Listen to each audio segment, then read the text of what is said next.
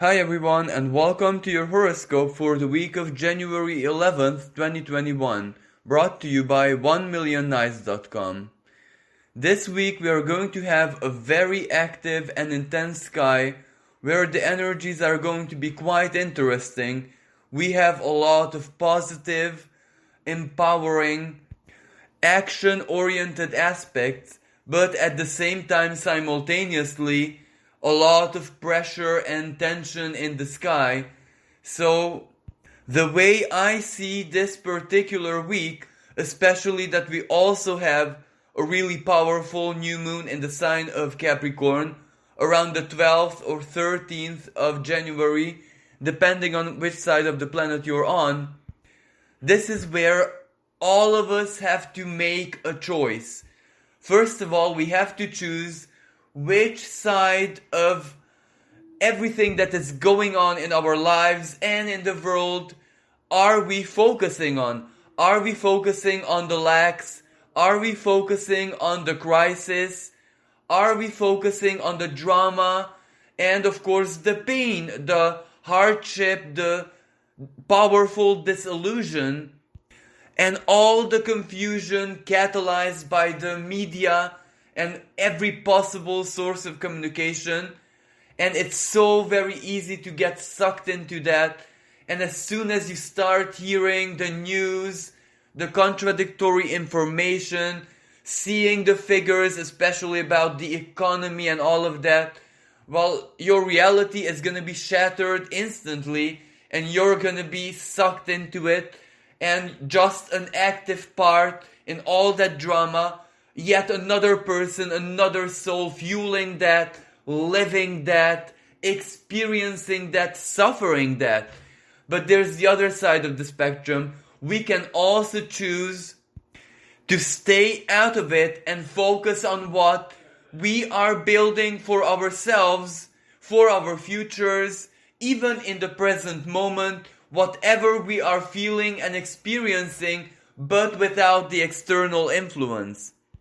And this is a really fortunate period for interhuman connections. Well, first of all, Venus, the planet of love and beauty, the planet of personal magnetism, is in the sign of Capricorn, and in this part of the sky, she is really grounded, she is really serious, down to earth, but at the same time, she doesn't lose her highest qualities.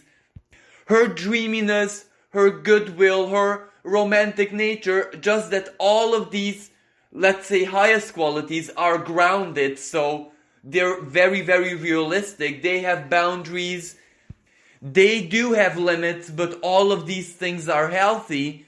And so Venus holds a trine, a supremely harmonious conversation, a celestial blessing, and after all, Venus is the lower benefic, bestower of blessings. So whenever Venus holds any positive aspect, well, it is always, there is a potential of luck, there is a potential of pleasure, of joy, of pleasant surprises, especially now that it is Mars and Uranus that she's holding this conversation with. Now, Venus's trine with Mars is all about inner power, because Mars is in the sign of Taurus, meaning that its fiery nature, its infinite willpower, so to speak, is grounded. It has to be grounded because it is the energy of Taurus. And even though it is slightly uncomfortable for Mars, it still gets the job done because Taurus is also our value systems. So it basically knows what it's worth fighting for, what it's worth investing all focus, energy, time, effort into, and what is not. And that in itself is already a major blessing.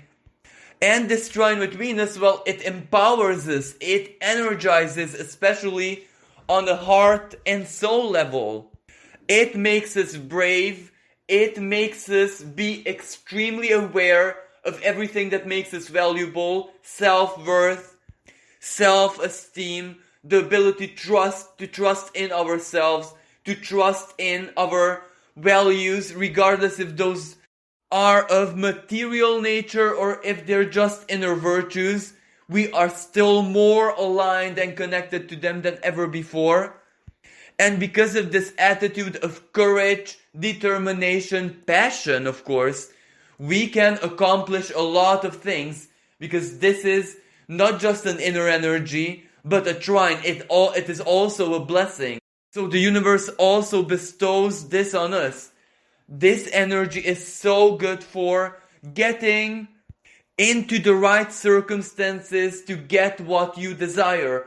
If you're looking for a new job, then going to an interview which you feel really strongly about and just giving your all, that can basically make you very magnetic, very persuasive. Others can see your value that much more clearly. This aspect is also good for money and managing money. For the simple fact that Venus is in Capricorn, so she is not all about ideals, she's not about fantasy, she is very down to earth and knows what's worth it and knows what isn't. And even for contracts and compromises, this is where the truth is in your heart, because you just feel what is right and you also feel what isn't.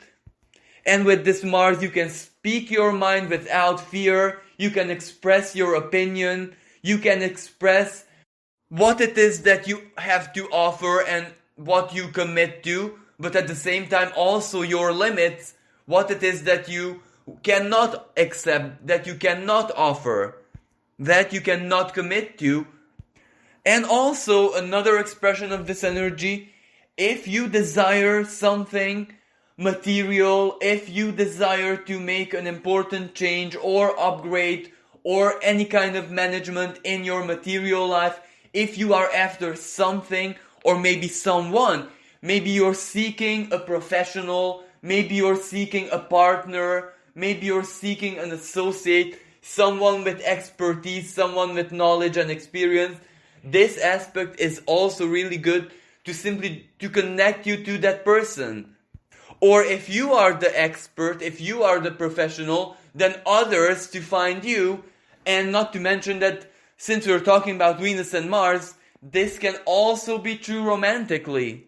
Mars is the male principle, Venus is the divine feminine. So when these two planetary forces connect with each other in supremely harmonious ways, well, that is always an open door for new relationships to be born, new attractions to take place, people who basically seek something in one another to find each other and connect. And also for couples, people who live in established bonds, to find the power or resources or whatever to accomplish something together, regardless of what that is. And very, very shortly, or actually, we can even say simultaneously, Venus also holds the same trine with Uranus, and the cherry on top is that both of these planets, Mars and Uranus, are in Venus's home sign of Taurus, so that basically places an emphasis on Venus and her expression. And Venus's trine with Uranus, well, that is all about surprises. This is where be careful what you wish for, because it can enter your reality very, very quickly, especially that Venus is the lower benefic, as I said earlier, and Uranus is basically the planet of chaos, a planet which rules magnetism, it rules electricity, it rules the quantic world. So there is nothing it cannot accomplish in a matter of seconds. And because of its quantum nature, and it rules this quantum sphere, quantum knowledge, quantum understanding and awareness of the world, well, of course, it is seen as the planet of surprises, the planet of shocks, even emotionally speaking, because when we suddenly become aware of something unexpected, well, that is already a surprise, that is already something which in a second changes all of our circumstances. So this aspect can be really, really good for money, to come up with all the right plans, where to invest, how to invest. If you want to purchase something valuable, well, this trine between Venus and Uranus can actually show you the way, how, when, in which conditions, who to trust, who to go to. But of course, for some people, it can be much more than just the idea, just the plan. It can be things coming together there and then in an instant, being at the right place at the right time. And the same thing goes romantically, because Venus is still love. But of course, at this moment, at the beginning of the week, Uranus is still retrograde.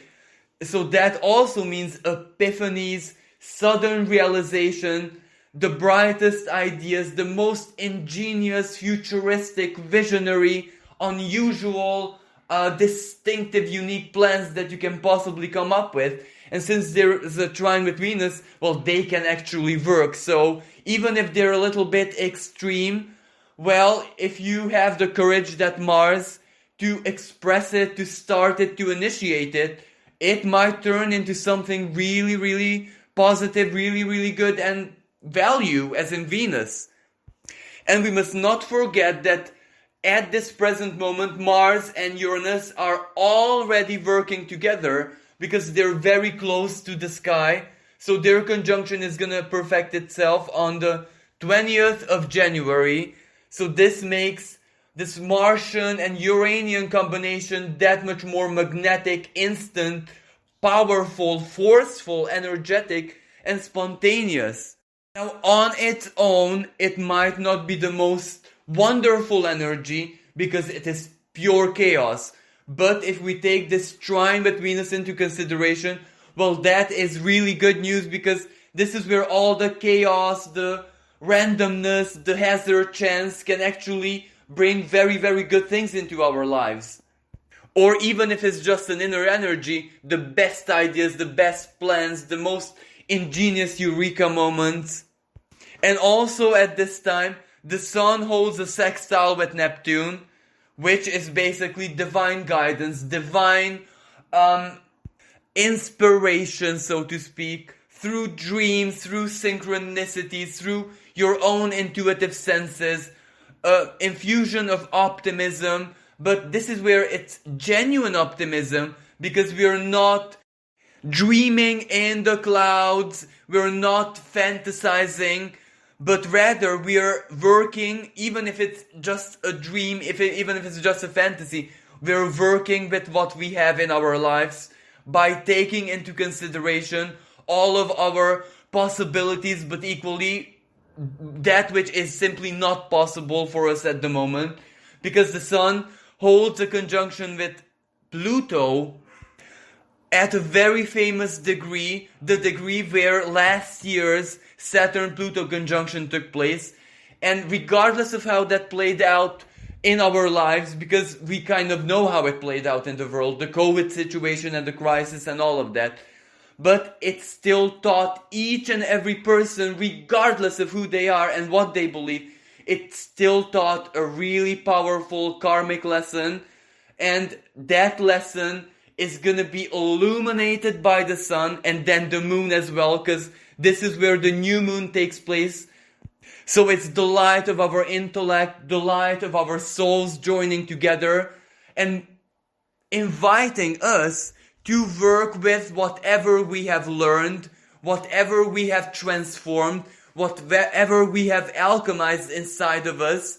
And since this is the sign of Capricorn, yes, maybe in 2020 all of this was just psychological or spiritual or symbolic, but this is where a new moon is a new beginning, and a material new beginning, because it's Capricorn, the sign of manifestation. So whatever we learned, whatever we achieved in 2020 psychologically, let's say, we can turn that now into matter, so it can reflect in our material lives or in every single area of our lives. But I'll talk about this in more detail in a little bit when we get to the new moon. So Neptune holding a sextile with the Sun conjunct Pluto, and at the time of the new moon also the Moon Sun conjunct Pluto, well, that is divine intervention. That is the power of the divine acting through us. And we can look at this in a different way. Well, let's say all of those promises that we made to ourselves, or perhaps it was the divine who inspired us through our dreams and experiences exactly at around this time in 2020. The big reason why all of us went through such a really intense and profound psychological transformation, where just we had to shed off our old skin, our old identity, our old ways of thinking about things, thought patterns, traumas, everything that was basically cluttering our beings, cluttering our psyches.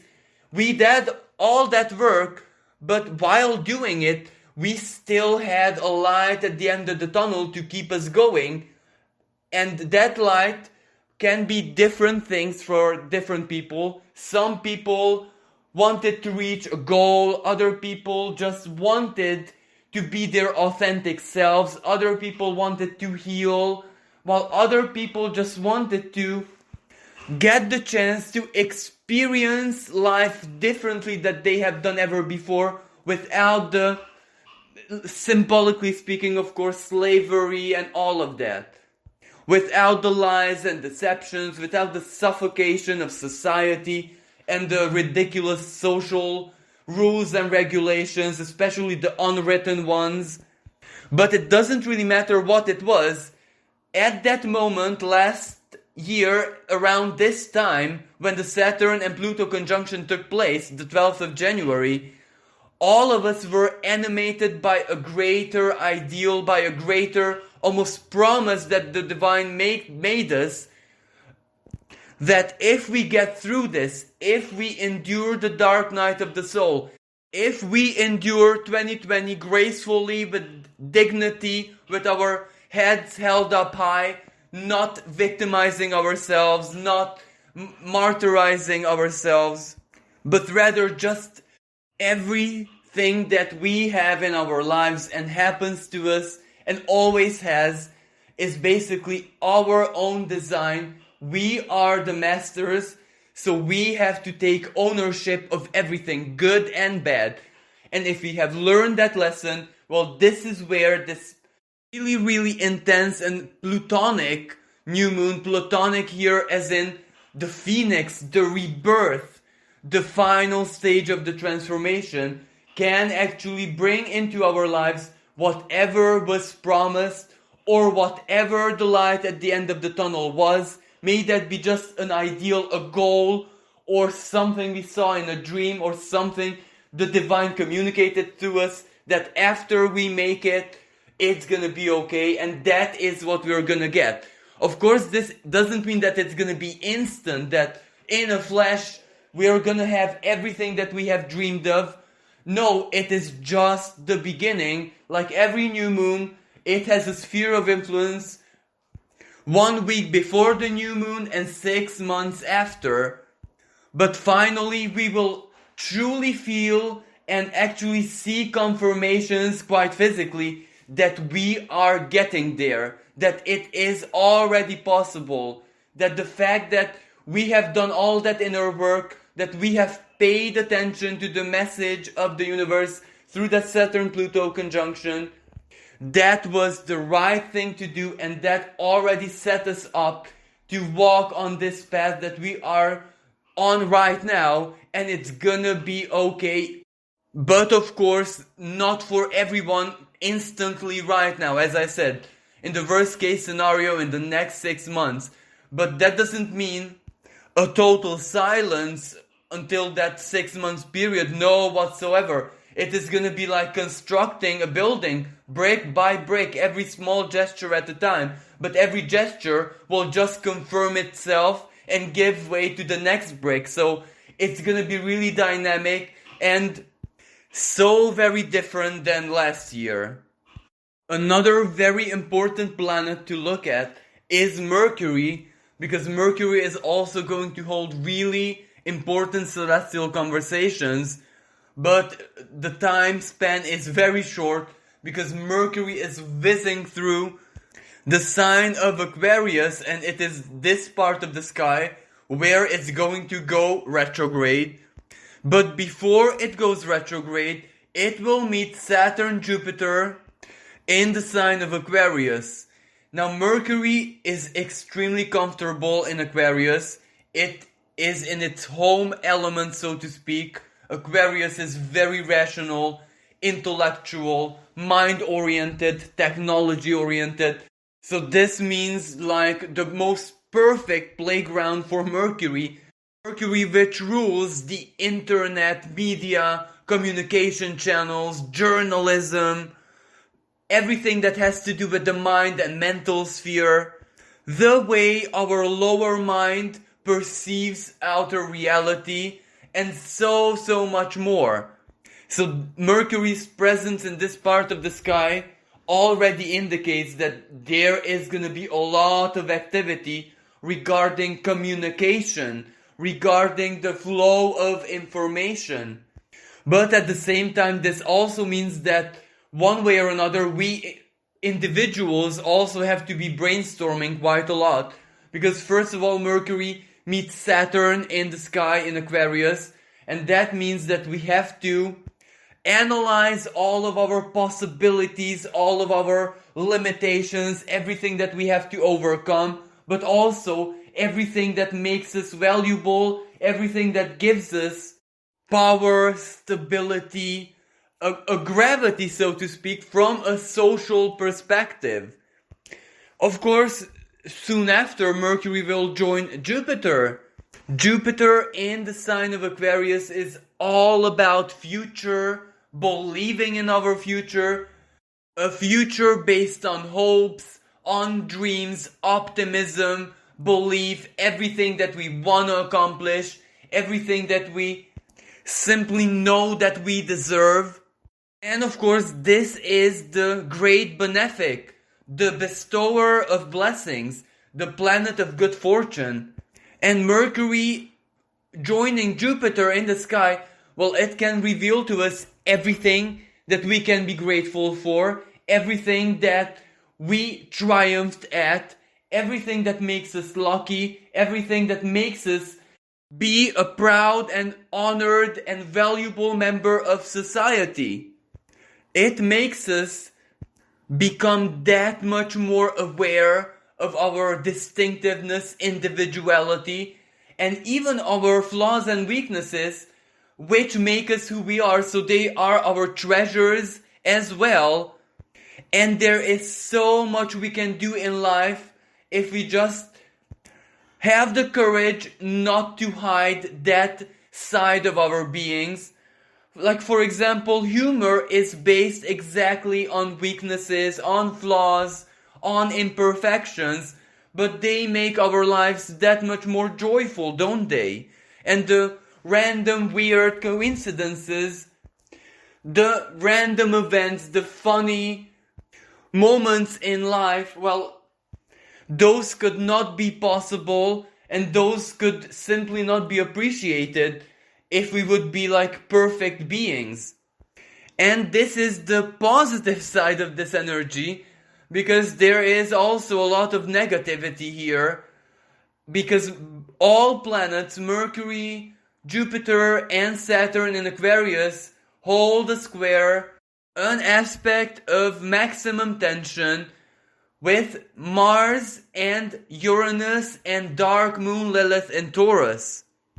And what this basically means, well, I don't think I have to talk about this in much detail.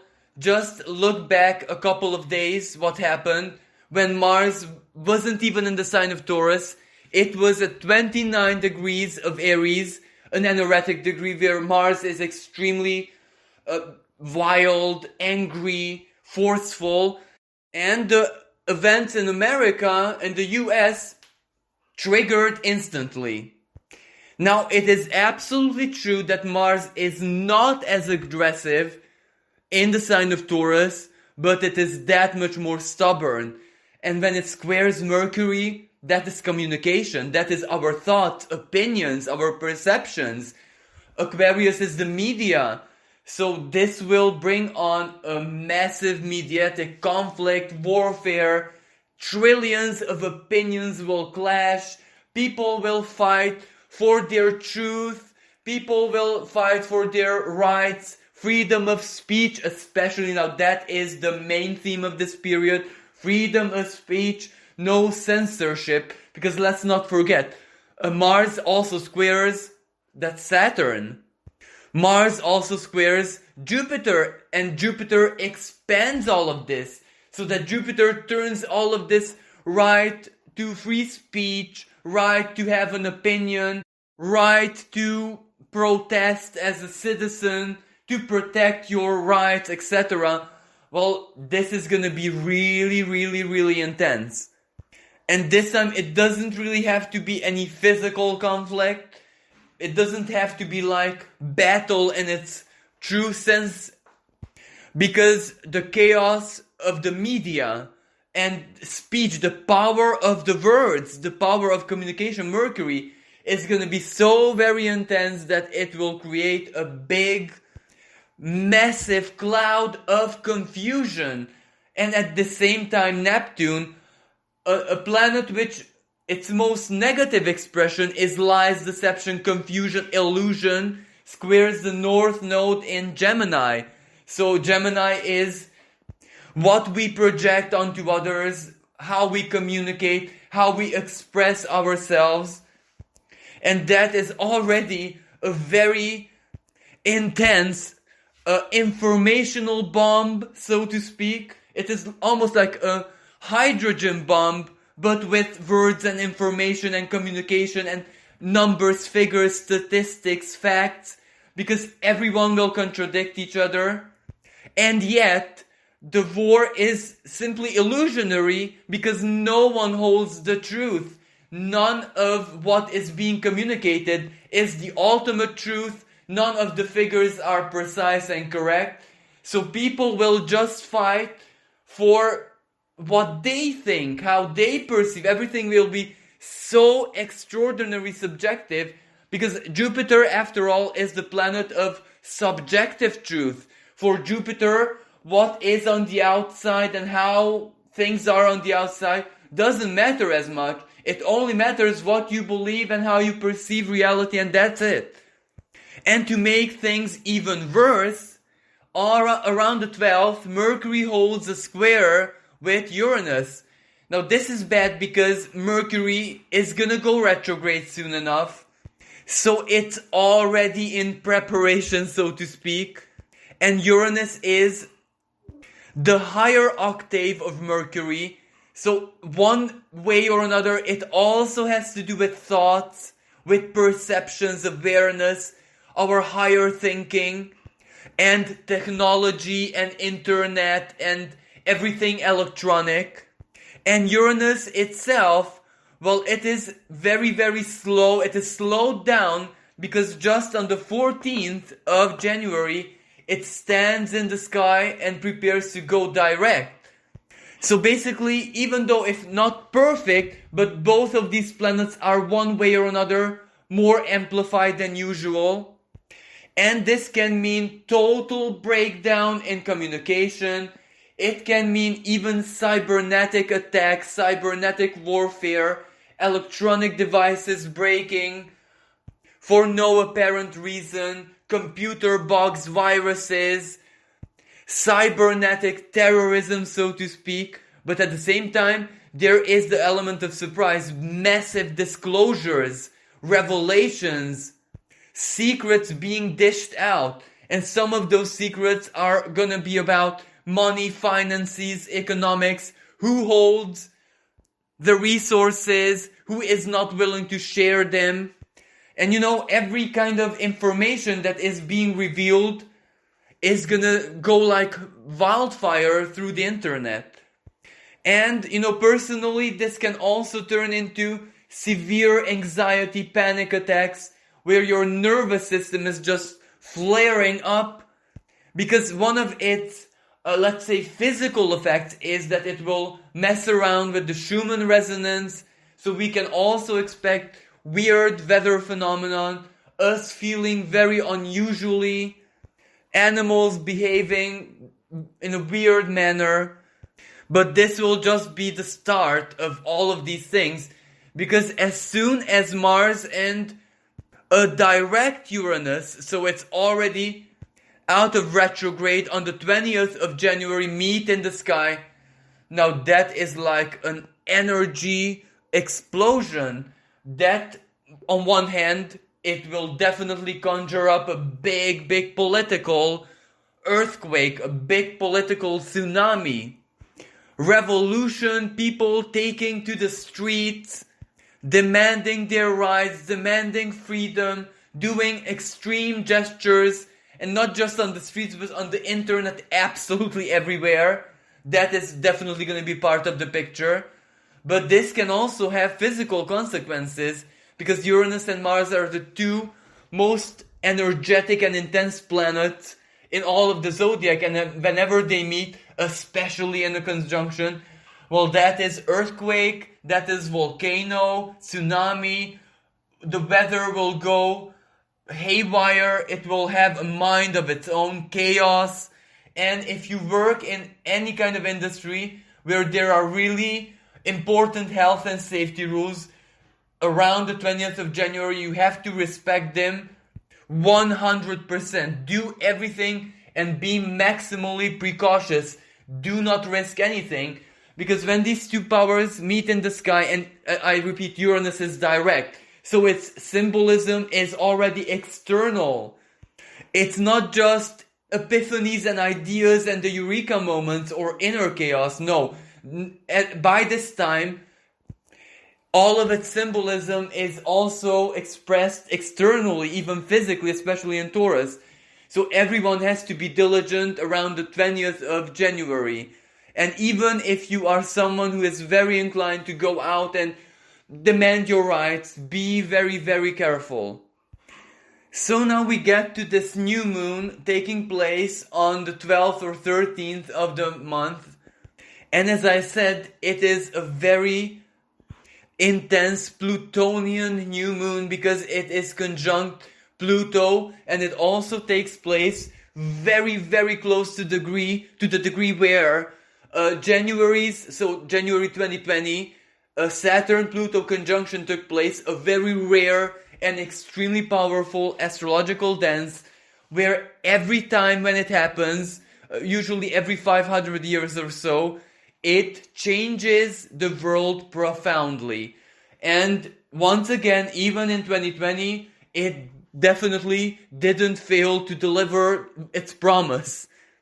But we are already personally through that one way or another. And as I said earlier, this new moon invites us to take a look back, how that changed our lives profoundly, how it changed our minds, how it changed our own psychology and even our identity, because chances are we shed off our skins, and so very many things that didn't resonate with who we are anymore, we just abandoned them. May those be people, preferences, habits, ways of thinking, principles, religion, thought patterns, it doesn't matter. We went through a really profound purge.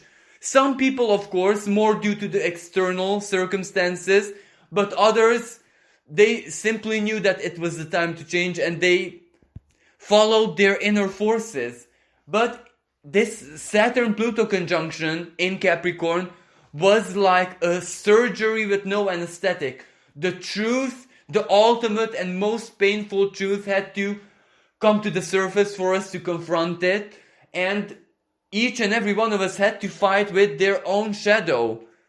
And it might have been one of those battles which were one of the most toughest that we ever did, because the adversary was mainly something internal, ourselves, another part of ourselves.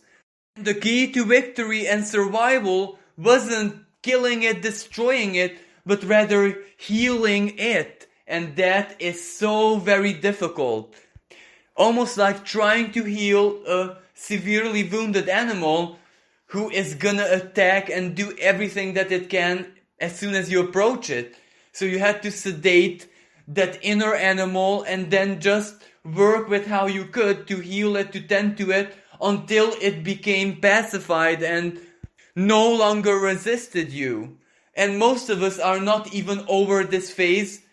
There is still maybe a little bit of work to do, but this new moon is gonna invite us to think back, remember, and take into synthesis everything that happened to us and who it is that we became after that purge, after that confrontation, after that very intense psychoanalysis session. And it is that purified and innocent version of us, the inner child, that it's gonna have its future now.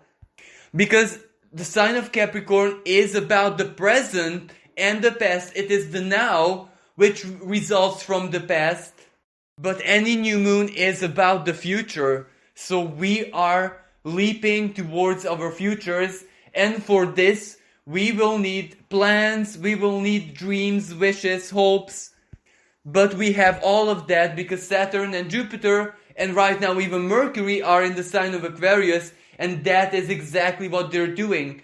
Giving us the knowledge, the experience, the clarity to build up our future plans, even when the whole world is drowned in confusion. And after this new moon, the moon is going to move on into the sign of Aquarius, where it will meet Saturn, Jupiter, and Mercury.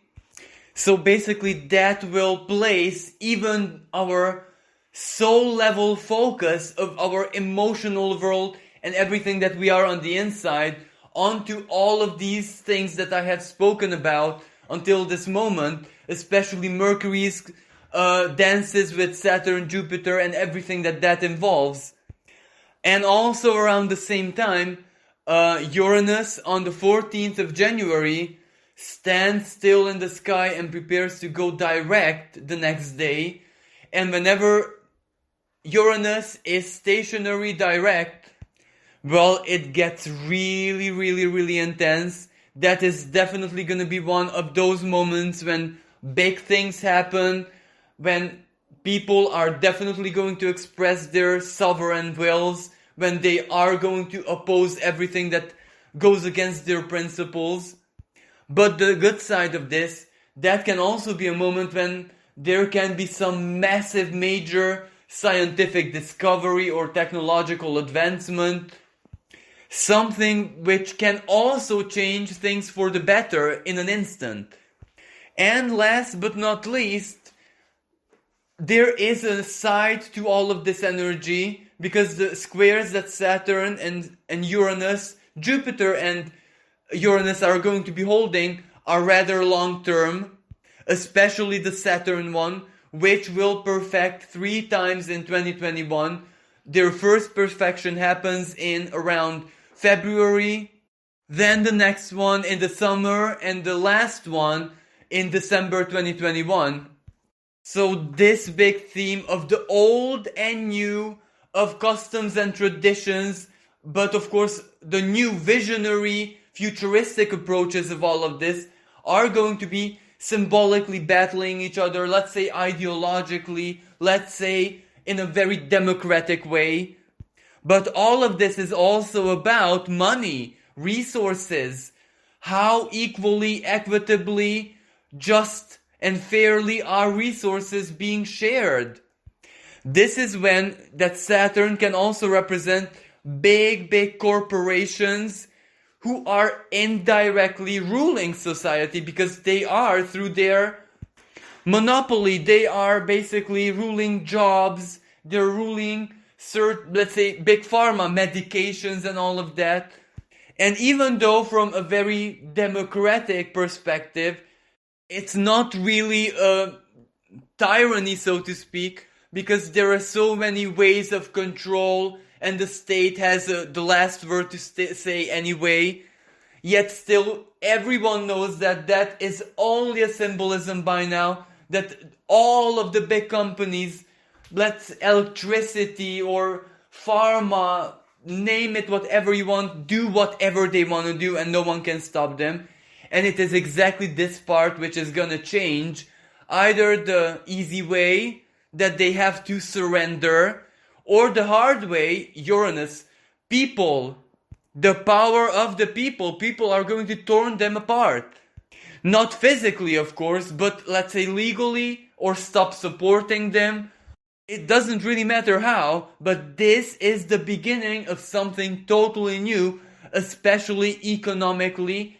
This is where even the way how banks function, how the world economy functions, how a nation's economy functions is gonna go through profound and radical change for the long term.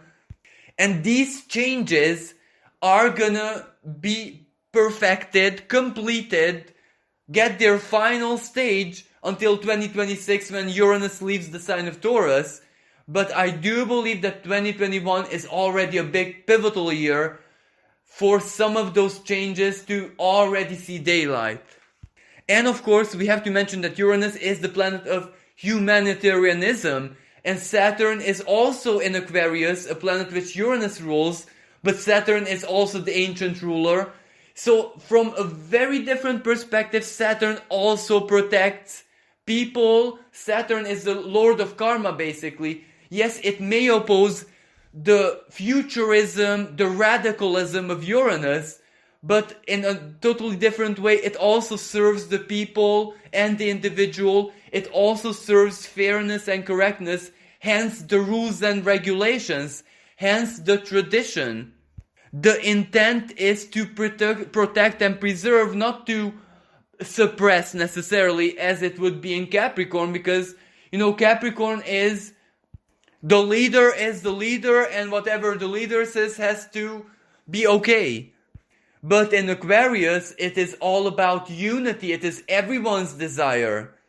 Now, of course, a very unhealthy expression of this energy could be socialism, but humanity tried that already and it failed and it's not coming back.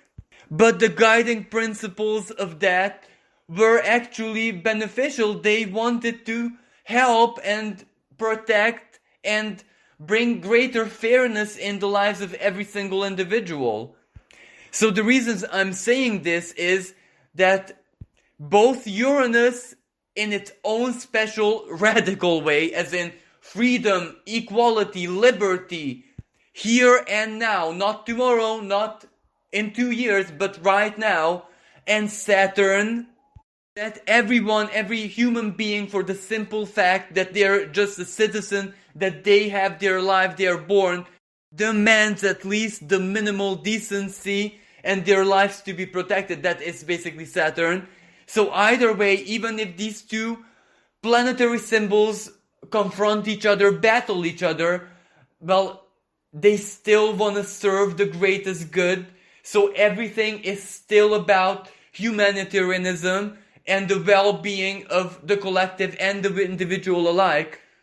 So the change is imminent. And out of these two planetary forces, it's obvious that Uranus is the dominant one. It is gonna win.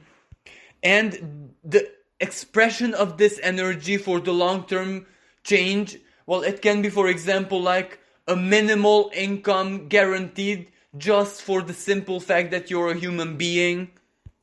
It can be greater fairness with business and work legislation and everything that has to do with each and every person's day-to-day activities, everything that makes society function and thrive. So greater equality, greater equity and fairness and all of that. And Aquarius is all about the individual, the uniqueness of the individual. So that might mean that there won't be any gatekeepers anymore. For example, when you want to apply for a certain job, well, it doesn't matter how much experience you have. If you don't have the diploma, if you don't have the paperwork, you're not getting into it. So a lot of alternatives to this are going to appear, and these alternatives will gain just as much ground, just as much influence as anything else. And also, Uranus is technology, quantum technology, the technology of the future. being able to experience and live the future in the present. So all of these really powerful changes are definitely gonna start taking shape in 2021, but of course 2021 is just the beginning. And as we progress towards the future, for example, when Uranus is gonna leave Taurus, it's gonna enter Gemini. That is the mind, that is the communication, that is how we learn, that is how we think. So if Uranus is technology and Gemini is the mind, who knows what that can actually conjure up? Then Pluto enters into the sign of Aquarius in 2024, so that is pretty straightforward. A refinement of everything that we have achieved until 2024. And also being able to live fully all of the changes that previously Saturn and Jupiter have already enabled in the sign of Aquarius. So what I'm actually trying to say is that we are still in a lot of tension, a lot of conflict. We are still in the pressure cooker, or in another symbolism, we are not out of the birth canal just yet. But it's not really a problem because we are very, very close to that moment we're all waiting for. If we make it through January, February and March and start heading towards the summer, especially May, as Jupiter dips into its home sign of Pisces, that is always a period of profound regeneration, healing, optimism, positivity, and actually miracles. So when that happens, I can promise you that the tone, the frequency, how we are perceiving things are gonna change for the better. That is gonna be one moment of bliss here to help us, heal us, regenerate us, and recharge us. And for a lot of people who are facing medical problems, that is gonna be a strong time of healing. Well, this concludes your horoscope. Thank you so much for listening. If you would like to sponsor us, you can find our contact details in the description below. Without your help or without a sponsor, we won't be able to share with you the wisdom of the stars. But even if we don't make it, we are extremely grateful for everyone who has viewed our videos, who has listened to our guidance, and all the beautiful and lovely comments that we have received. Thank you again. Until next time, bye for now.